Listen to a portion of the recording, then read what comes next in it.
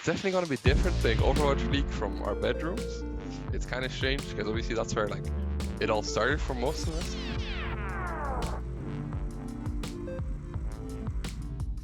Right now we are in our practice facility here in Toronto.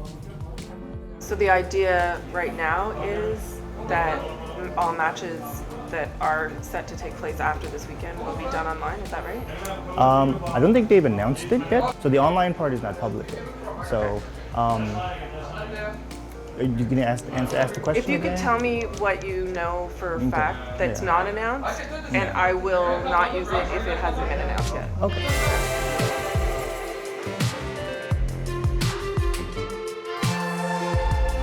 This is my setup for now. 2 monitors for when I stream. That second monitor will be turned off for the Overwatch League game, so I can just, focus on the main thing at hand. Got my water, got my Red Bull. Very excited for our game. Let's go.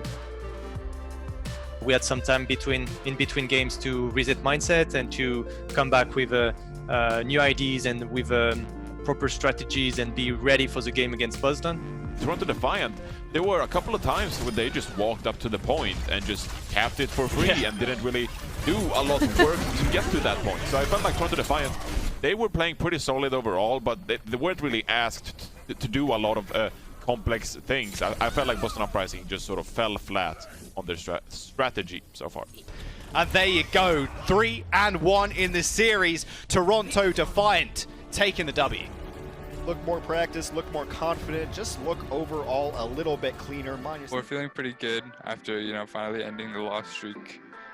Wish we could have done it sooner, but I mean, it's better late than never, I guess. Even though it was against an easier team, it's still nice to, get the momentum back in our favor. Yeah. It's good, not bad. I think we won Boston because we were really well prepared.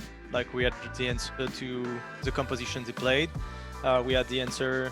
We had a lot of answers and a lot of data because we had more time to practice. So we were really ready to win this game. Tell me a little bit about what you guys are doing every day right now. Nothing different. We just practice. Yeah. Like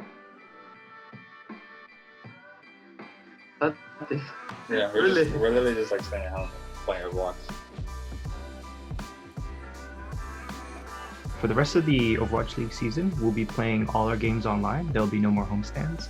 The schedule didn't really change. We are doing the kind of same framework in terms of a day-to-day practice, but the environment changed for sure. Like players are now playing from their apartments. It's way different in terms of the environment, the time we spend together. It is week 9 here at the Overwatch League. We're kicking off the day with the Toronto Defiant taking on the Washington Justice.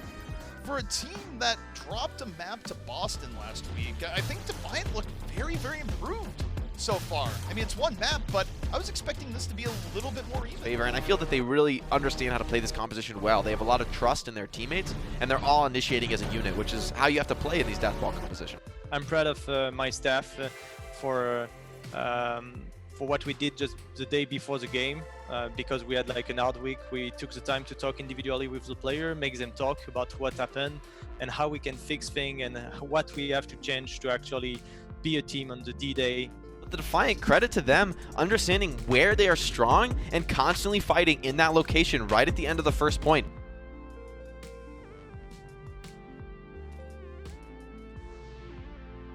At the end of the game, I told them I was proud of them, and the reason why sometimes I'm yelling at practice because they are not doing it, it's because I know they can, and when they are doing it, they are actually able to do an extremely good job. I wouldn't say the comp we played was the best comp to play against what they did, but I would say the way we played was the best way to play against the way they played. I think what's hard about this weekend's meta is just like, what do you actually play in these compositions? We will go week by week to see what is actually happening, because we have a playstyle that fits us well, and sometimes depending on the hero bands, that playstyle might just not be possible to pull off. Because the experimentation every week takes a huge toll on everyone. Because no one knows what's going on, no one knows if we are good or bad. It can be very stressful, and I think we just have to be very careful in mitigating that. We can't really focus too much on the opponent at the beginning of the week, because everybody's playing a lot of different stuff, and even Houston's gonna play a lot of different things before they figure out what they want to play for the D-Day. I think our main issue was, like, we know we could play well on stage, but in practice we've been playing, like, I think pretty poorly, like our scrim environment. So, like, whenever we go on stage, we try our hardest, but then, like, in practice it's been kind of rough. So we just have to fix our practice, and I think it'll be better for the next matches. Houston looking for that reverse sweep, and they're close. They can smell it.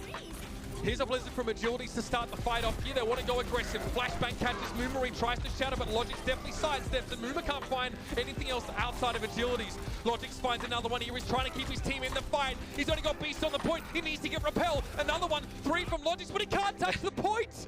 And the Houston Outlaws complete the reverse sweep.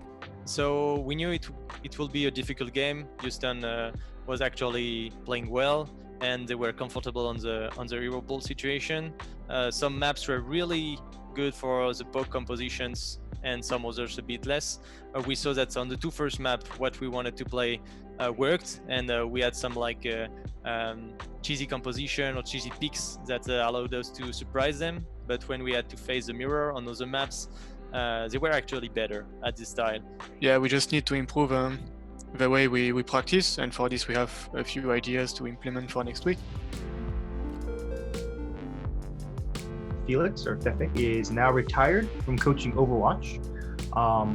And in the interim, our interim head coach will be David Mosqueda, or is known as Little Bo, and he used to be our strategic coach. So he's still going to be our, covering most of the strategy side, but he'll also be taking on head coach responsibilities. COVID-19 situation made it that I felt it was time to leave for family reason, and also because of I'm a human coach. I'm like a leadership guy, so working remotely I felt that I had less impact as well. So I know the team is in a good state right now, and I know the coaches have all the infrastructure and all the abilities to actually make this work. One of the reasons he wanted to leave is because he thought that he doesn't have such an impact being online and doing everything online. Like the thing that really drives him is like the human contacts and motivating and creating the like kind of friendship with everyone, and because of being online he couldn't really do that anymore. We see the sound barrier being used, we see the blizzard being used. Only one opportunity now for Boston to try and make something work with it, but they're all falling, they're dropping down. The overtime is burning Bruce and Demecht, and I think this might be it. Colohex falling was the nail in the coffin. Despite the fact that Logix tried to gift them a bit more overtime, it's not going to be enough, and the Toronto Defiant are going to be the winners of this series. So the problem we had in the previous 2 weeks, we switched comp too often, so we couldn't really learn much. And last week we basically did the opposite, but we did the opposite too much. We didn't play enough different comps, and we forced a comp too much. And then it turns out it was not really that good, even though the scrims were going decently at the beginning. So that's something that we are gonna fix for next week. That's the main thing. I was actually really happy to see that the team won after I left against Boston, and pretty convincingly. And I really hope, and I'm still gonna cheer for them, really hope they're gonna do a great season. Starting in May, at least for the month of May, we'll be doing the first 3 weeks will be like our regular schedule, where there'll be just regular season matches. But on the 4th week, they hold 2 tournaments, one in North America and one in Asia, for the teams that are in Asia and the teams that are in North America. And so it'll be 13 North American teams and 7 Asia region teams that'll be having a mini tournament over 2 to 3 days. The Atlantic and Pacific division will finally be cross-playing each other. So all our matches for May are all going to be Pacific teams we haven't faced yet. The first match will be against the LA Gladiators this Sunday.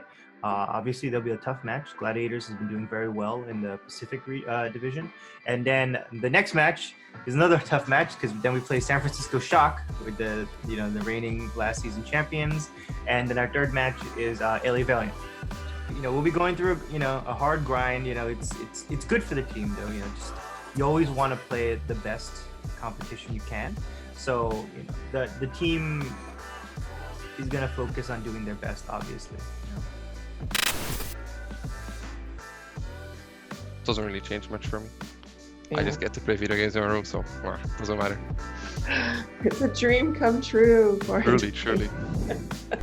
And you guys are feeling good health-wise? Like, no problem? Yeah.